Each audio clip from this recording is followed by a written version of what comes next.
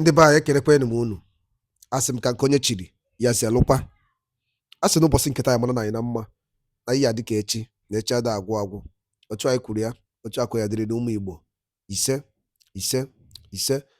ọzọ dị ka ibe ya bụ anyị emekunu mara na ya bụ Eastern News 24 ka anyị si wee wetara ya bụ ozi unu je gị ugbu a n'iru akwụkwọ gbasa maka ya bụ ife na-eme n'obodo nọ n'ime ya anụ nwere ụwa n'azụ n'ala Igbo.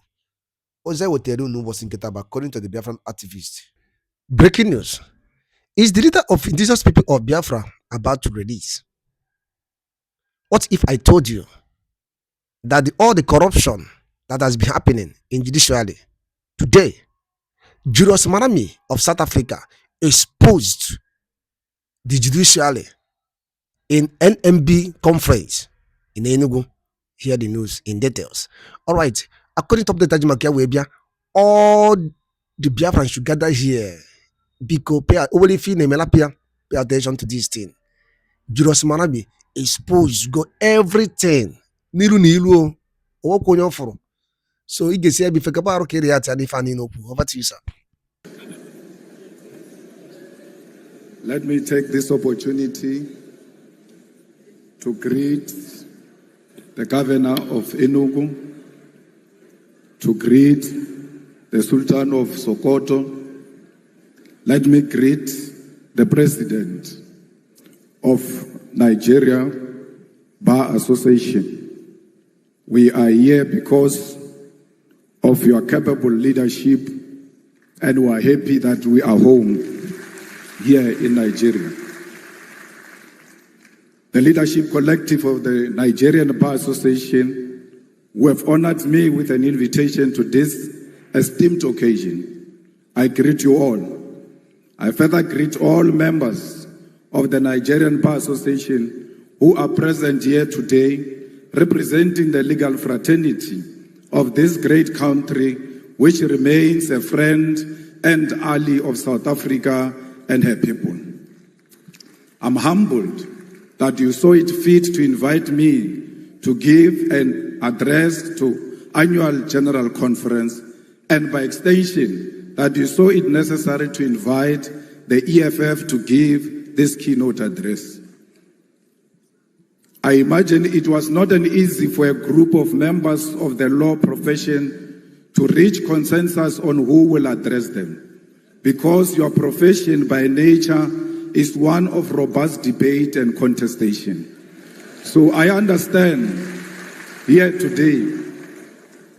I stand here today proud because I know I'm a product of a robust debate and agreement by people who find it difficult to agree amongst themselves. Comrades and friends, the link between the legal profession and the cause for liberation cannot be separated. Because just like us, you are instruments of justice.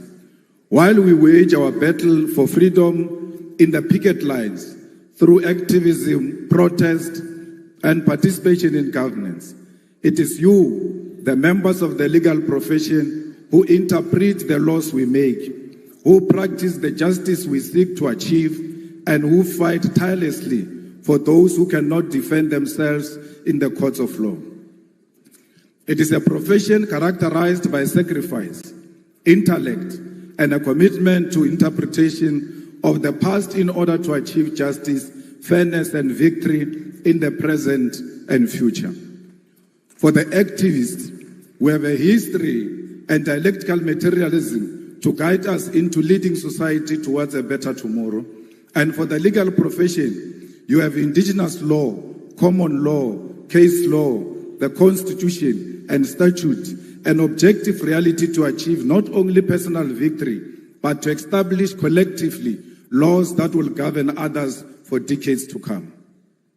Our duty, however, and primary responsibility is not to maintain laws simply because they exist as they are today. Our duty is not to be instruments of injustice and neocolonialism. It is to be agents of change, and this demands of us to be brave enough to identify unjust laws, speak out, and form part of those that work tirelessly for our judiciary to be of service to our people. I say this not to encourage anarchy or lawlessness, but to draw us back to the difficult truth and reality that at times the laws has been used as a weapon of oppression. It has taken lawyers and activists to walk side by side, hand in hand, to stand up against laws that perpetuate the undermining of the dignity of the people. And we must all be alive to this history and this possibility today. This becomes even more important for us as Africans because for centuries, our very existence has been unlawful in the eyes of the oppressor. Our indigenous laws have been treated as inferior to Roman Dutch law or English law. To be an African has meant that for generations we are not worthy of the laws and the rights that make us human beings. And for that reason, it was legal to abuse us, to enslave us, to steal our mineral wealth and oil, and to destroy and kill our heritage, history, and even our lives. The legal profession you belong to, the political system we belong to, the judiciary and parliaments were created without us in mind. They were crafted at our exclusion and built to sustain our suffering. We now sit in the corridors which were built to break the back and the soul of African people. The demand then from those who died at the hands of this institution that we now serve is that we transform them so that they become instruments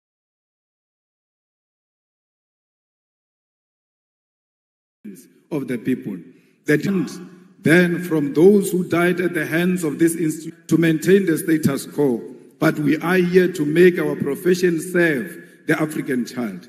I wish to remind you that it was once legal to come to the shores of our great continent and kidnap Africans and enslave us in foreign lands.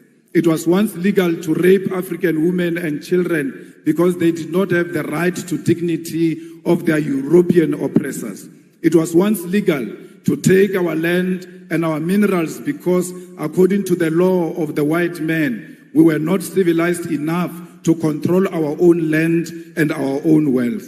In South Africa, our freedom, our oppression, our resistance all had law at the center of it. Under apartheid, it was legal to restrict the movement of Africans to labor reserves called townships and to it. Under apartheid, it was legal to restrict the movement of Africans to labor reserves called townships and to teach us inferior education so that we could only be servants of white masters. All of those problems were legal, and it took brave men and women to say that if the oppression of Africans is lawful, then such a law is unjust and must be opposed.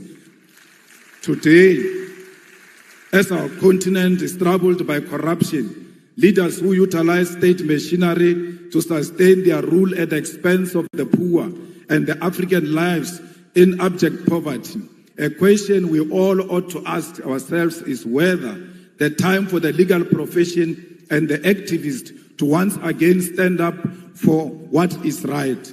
We must all ask ourselves whether the time has not once again arrived for liberation to be achieved against the sale of our nation to recolonization, and whether this fight must not begin by reimagining our laws for the better.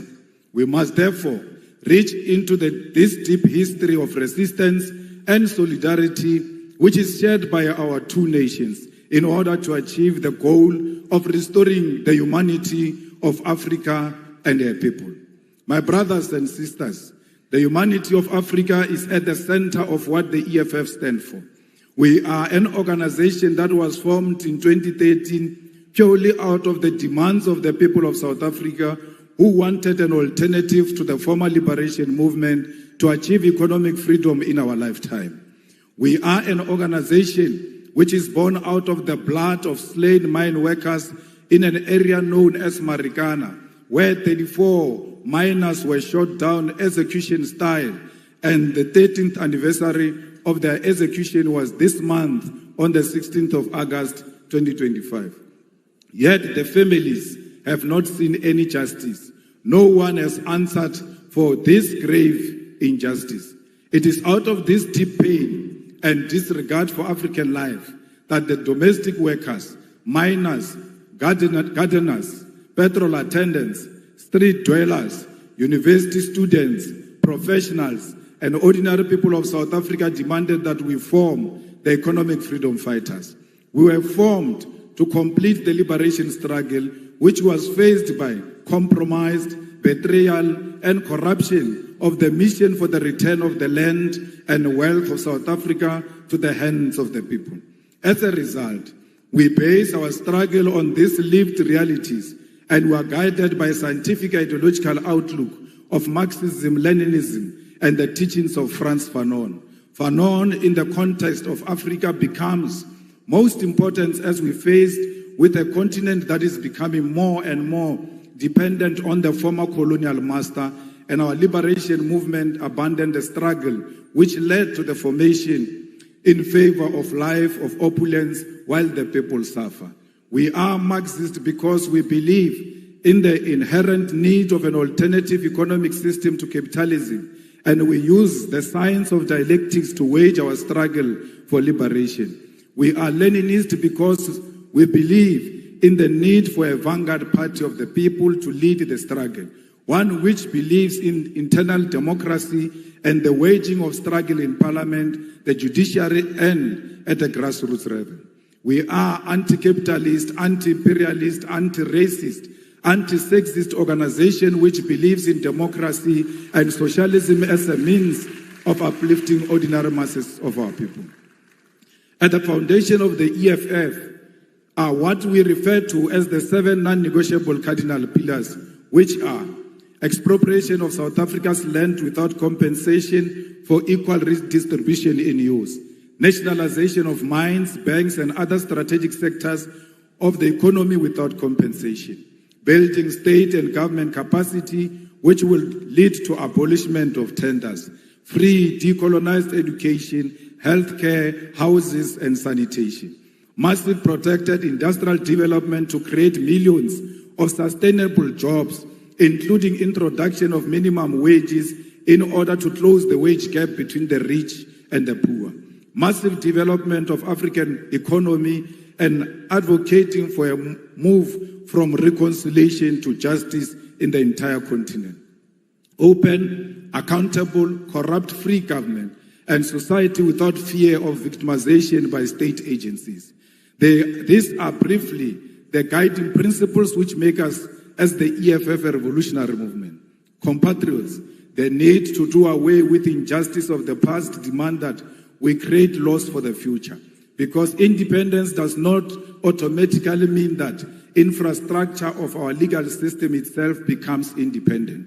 Our duty as lawmakers, as practitioners post-independence, demands of us to scrutinize existing laws and where necessary make amendments or even introduce new laws to liberate our people from the parasitic oppression that they are exposed to.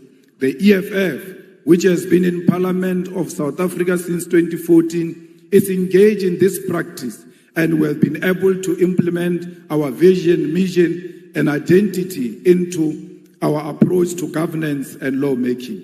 A few examples of how we have interpreted what needs to change at the level of governance and legislation in South Africa to enhance the cause for liberation is the introduction of the bills that we have put before Parliament. The nationalization of the Reserve Bank Bill, which seeks to place full control of South Africa's Reserve Bank, particularly monetary policy, in the hands of the state. Further to this bill introduced by the EFF in Parliament seeks to broaden the mandate of the Reserve Bank in South Africa, which currently has private shareholding, towards alleviating unemployment and curbing economic stagnation, which is due to the Reserve Bank conservative and financial sector-orientated policy outlook. The Public Finance Management Amendment Bill will in South Africa deal with a problem facing the whole continent, and that is the unregulated borrowing of the money by our government from the World Bank and the International Monetary Fund. This bill, which we have introduced as the EFF, will require that National Treasury in South Africa first seek approval from Parliament to source foreign loans and establish transparency regarding such loans and their conditionalities. The debt trap of Africa to our foreign colonizers must be stopped, and that begins by regulating these loans that our leaders commit future generations to, because they will not be there when the colonizers come to collect. The Student Debt Cancellation Bill is a piece of legislation introduced by the EFF to ease the debt burden of young students who cannot access their qualification, seek employment using their qualification, or pursue postgraduate studies because their qualifications are withheld due to debt. Student debt is an obstacle to the youth who have no source of income because they cannot access their degrees, and equally cannot generate a source of income because they cannot prove that they are qualified due to their qualification being withheld. The need to unlock this qualification possesses a major opportunity to grow our expertise in our country and promote education to be at the center of our developmental objective. Insourcing Bill seeks to do away with the exploitation of labor brokers and consultancy firms which are draining the public finance of government in South Africa. In our country, the most basic of service which ought to be conducted through internal capacity are done on contractual basis and at inflated prices. The policy of outsourcing is at the center of corruption as politicians establish companies to provide services such as cleaning, security services, accounting services, maintenance services, and many more to government at a ridiculous rate. How can you issue a tender to buy toilet paper? How come Director General doesn't know where the toilet papers are being sold and go and buy the toilet papers himself instead of issuing out a tender that is unnecessary? There are certain things that can be done by the government without involving the outside players. We don't want alcohol advertised in South Africa because they advertise alcohol through the means that is not a true reflection of alcohol. Why are you not advertising alcohol with drunkards and show people what alcohol will do to them? It cannot be that alcohol is advertised only with beautiful people at the beach. It must be a true reflection of what this will do to you. We have done the same before by banning the advertisement of cigarette in South Africa, and what is to follow is alcohol. The EFF is also engaged in many other programs that seeks to empower our own communities and make sure that there is local procurement. Why should a prison in Enugu should go and buy vegetables in Lagos? They must buy where they are to promote local economy and to promote their own economic growth. We cannot allow a situation where people who do not come from where we come from are actually not benefiting from what their government can provide. Compatriots, I must reiterate once again that it is a deep honor to stand before you today in Nigeria, in Enugu State, a country that holds a special place in the hearts of all South Africans who understand history, who value solidarity, who appreciate the sacrifice made by others in the cause of our freedom. Nigeria is not just another African country to us. It is a comrade nation, one that stood firmly by our side during our darkest hour. When South Africa was shackled by apartheid, when our people were murdered, imprisoned, and denied basic humanity, Nigeria rose as a giant for justice, placing South Africa squarely at the center of its foreign policy. Former President Murtala Mohammed famously declared that Africa had come of age, that the continent will no longer tolerate interference from outside powers, and this still rings true today. Nigeria set up the Southern African Relief Fund, mobilizing its citizens to contribute to the liberation struggle. Even as it faced its own challenges at home, these initiatives raised millions of dollars to support the liberation of South Africa.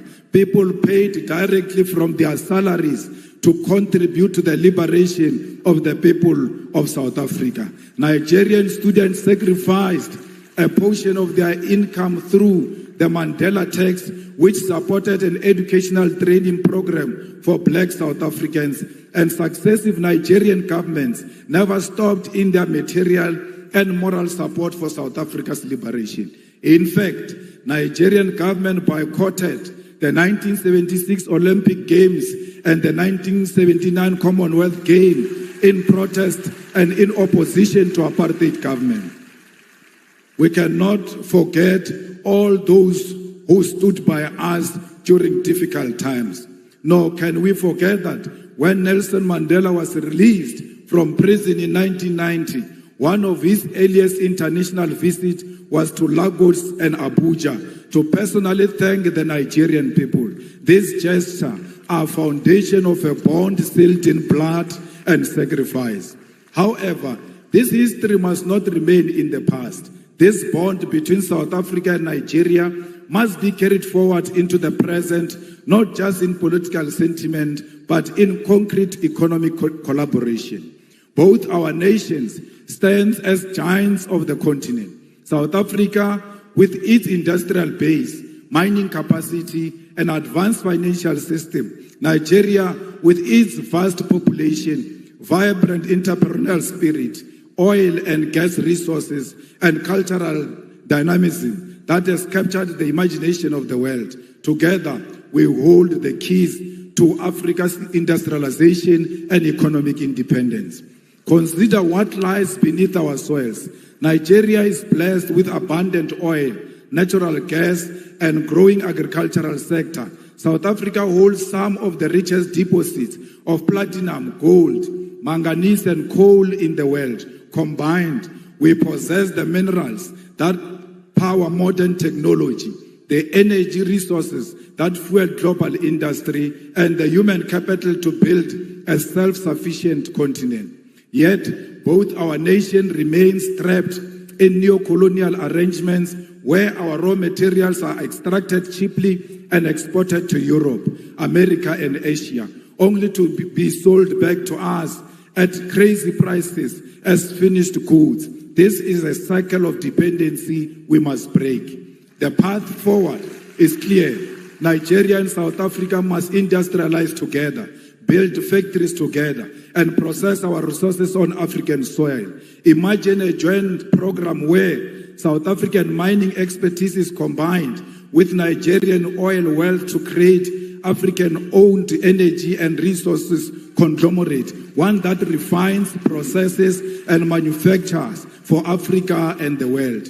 Imagine agricultural cooperation where Nigeria fertile lands provide food security for the continent, supported by South African machinery, logistics, and technology. Imagine a collaborative investment in renewable energy, where South Africa's solar potential and Nigeria gas reserves are harnessed to build an integrated African power grid.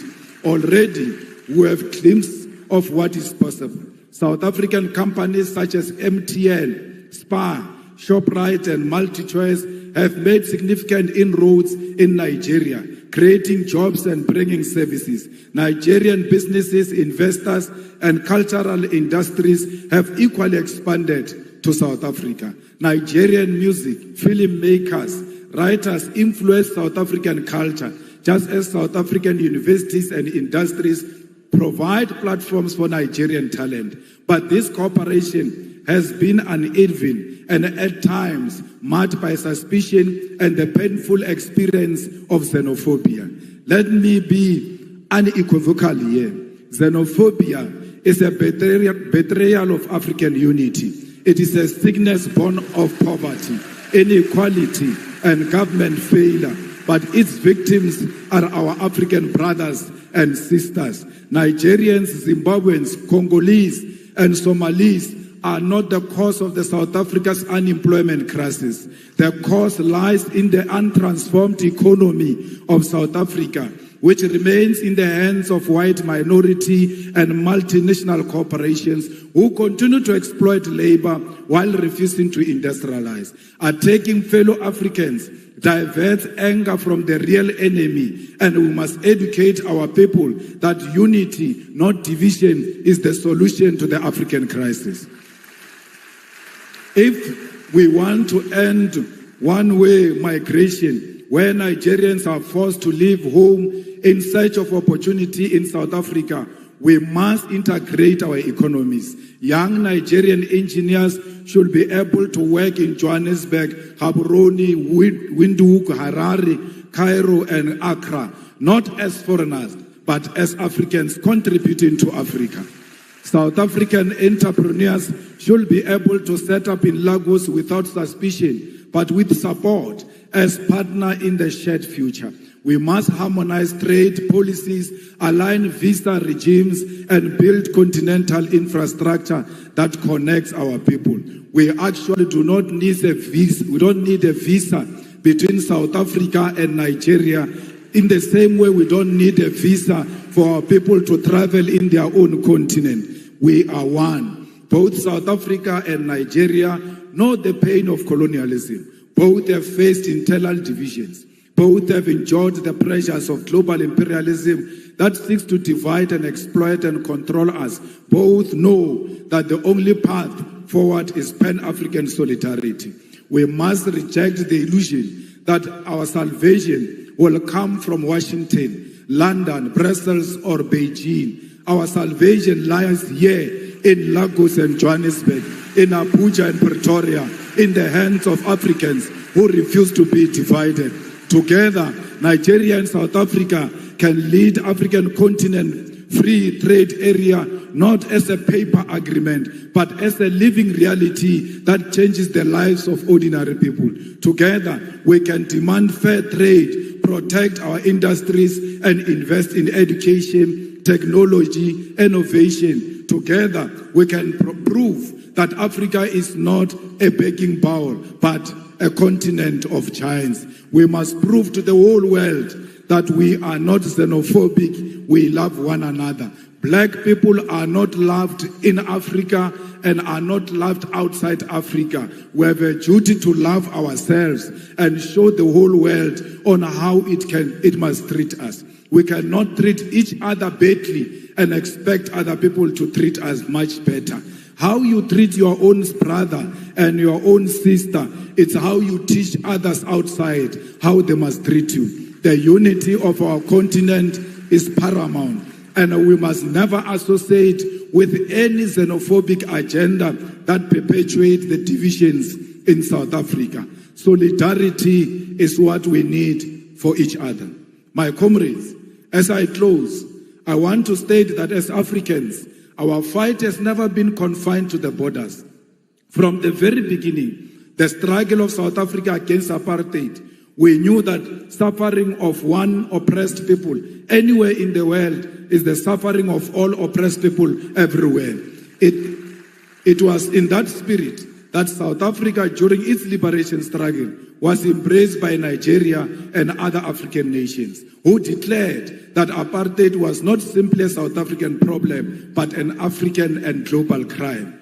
It is in that same spirit that today we say our liberation as Africans will remain incomplete if we turn a blind eye to the struggles of those who continue to suffer under occupation, colonialism, imperialism, and economic exploitation. It is this tradition of solidarity that compels us today to speak clearly on the struggle of other oppressed people. The EFF continues to stand firmly with Western Sahara, Palestine, Cuba, Haiti, the Democratic Republic of Congo as a commitment to international law and justice. In Western Sahara, Morocco's continued occupation violates the principle of the United Nations Charter and the African Union's Constitutive Act, both of which enshrined the right to self-determination. The International Court of Justice affirmed in 1975 that Morocco had no sovereignty over Western Sahara. Yet, decades later, the Sahrawi people remain dispossessed. In Palestine, we are witnessing one of the gravest violations of international law in modern history. The apartheid regime of Israel has for decades defied UN resolutions, the Geneva Conventions, and international humanitarian law. Collective punishment, the bombing of hospitals, the illegal taking of land, the killing of children, and the deliberate starvation of populations are crimes under the Roman Statute of the International Criminal Court. The world cannot remain neutral in the face of genocide. And just as apartheid South Africa was declared a crime against humanity, so too must be the international community recognize and act against Israel's apartheid and genocide. The importance of fighting on the level of the law was made evident in this case when the South African government took Israel to International Court of Justice to report their crimes when no other country will do so. This fight in international court was won when the court declared that indeed Israel was perpetuating genocide, a win that was necessary to sway some support away from Israel and to embolden other countries to speak out. This fight also led to the International Criminal Court to issue a warrant of arrest for the Israeli Prime Minister Benjamin Netanyahu and his Minister of Defense for war crimes. This is the power of the legal fraternity in the global fight for the oppressed. However, the ICJ pace is slow and final judgment on charging Israel with genocide has not occurred yet. We must therefore confront the uncomfortable truth that the slow pace of these proceedings is not accidental, but reflects a global legal order designed and maintained under white supremacy. International law is swift and ruthless when prosecuting leaders of the global south, yet hesitant and cautious when dealing with crimes committed by Western powers or their allies. This is hypocrisy we must name without fear. When an African leader is accused, indictments are issued overnight, sanctions are imposed immediately, military interventions justified under the banner of international law. However, when Israel starves children in Gaza or the United States and its allies invade nations and topples governments, the same institutions suddenly discover restraint, complicity, and delay. As the legal fraternity of Africa, you cannot accept this double standard. You must be bold enough to create alternative and fair systems of accountability that do not bend to imperialist interests. If the so-called international community is unwilling to deliver justice in real time, then Africa must advance its own courts, its own tribunals, its own instruments of solidarity and protection. Just as we build liberation movements when colonialism denied us freedom, so too must we build new legal institutions when the existing ones fail us. In Cuba, for over 60 years, the United States has imposed an economic blockade in contravention of international law, including the principle of non-interference and the sovereign right of nations to choose their social and economic system. Despite this, Cuba has demonstrated a profound commitment to human solidarity, sending doctors across the globe, including to Africa, welcoming Africans into their classrooms and participating in the liberation of the oppressed. Cuba never sent their soldiers anywhere to kill anyone. Instead, they send their doctors all over to go and save life. The tragedy of Haiti is one of historical injustice. Ebumane gente. Edaluli ne nkunu siwe na nunum obosi nketa na Eastern News 24. Beba isiwere weturu nyabu nnukwu ozi gbasata maka ya bife na-emenụ. Ka efi were ikwu gbasata maka ya bife ndị a wetara n'ụbọchị nketa n'iru akwụkwọ.